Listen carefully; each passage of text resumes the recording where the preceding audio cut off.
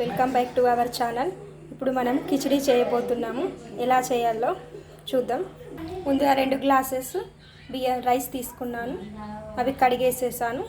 Next ఇందులో కందిపప్పు ఇలా యాడ్ చేసుకోవాలి. అలాగే పెసరపప్పు కూడా ఇలా వేసుకొని వాటర్ పోసేసి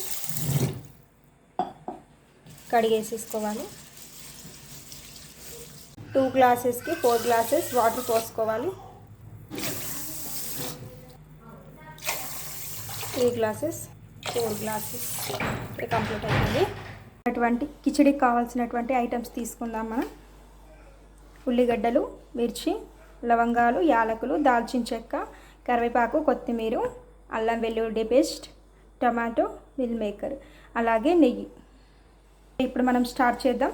కిచిడి ఎలా చేద్దాము. ముందుగా స్టవ్ ఆన్ చేసుకుందామండి. ఆన్ చేసుకొని అందులో కొంచెం నెయ్యి వేసాను. కిచిడిలో నెయ్యి వేసుకుంటే చాలా బాగుంటుంది. నెయ్యితో పాటు ఆయిల్ కూడా కొంచెం వేస్తున్నాను. ఇందులో ఆవాలు కొంచెం వేయాలి, కొంచెం వేగాలి. తర్వాత జీలకర్ర, ఆవాలు, జీలకర్ర కొంచెం వేగాక కొన్ని పచ్చిమిర్చి వేయాలి.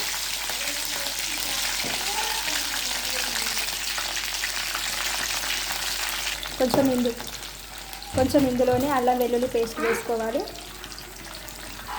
ఇందులో లవంగం, యాలకు, దాల్చిన చెక్క వేసాను.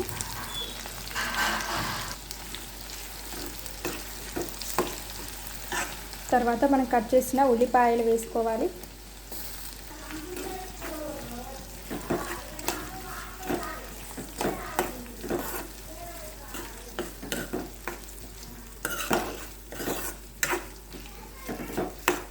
తర్వాత కరివేపాకు, కొత్తిమీర యాడ్ చేసుకోవాలి.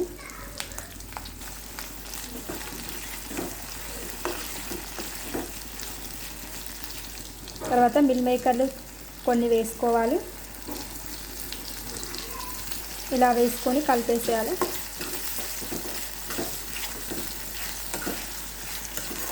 ఇంకా ఏవైనా మీ దగ్గర కూరగాయలు ఉంటే అవి కూడా వేసుకోవచ్చు. ఆలు, ఏదైనా ఇంకా వెజిటేబుల్స్ ఉంటాయి. తర్వాత ఈ టమాటాలని యాడ్ చేసుకోవాలి. టమాటాలు వేసుకొని కూడా కలుపుకోవాలి.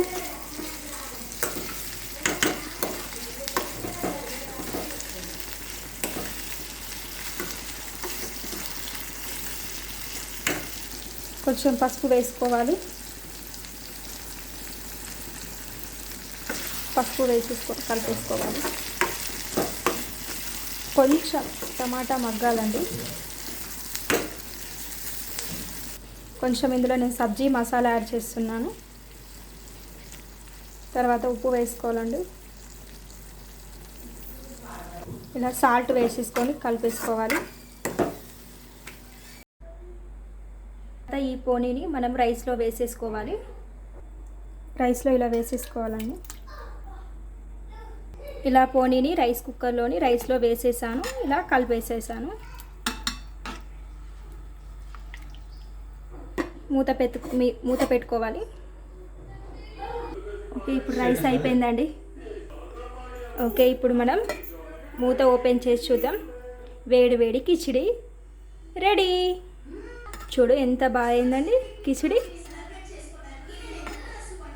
వేడి వేడిగా ఇది ఎంతో రుచిగా ఉంది. మీరు కూడా ఇలాగే రెడీ చేసుకోండి. ఓకే, ఇలా వేడి వేడి కిచిడి రెడీ అయిపోయిందండి. మీకు నా ఈ వీడియో నచ్చినట్లయితే లైక్ చేయండి, షేర్ చేయండి, సబ్స్క్రైబ్ చేయండి. Okay, thank you. Bye bye.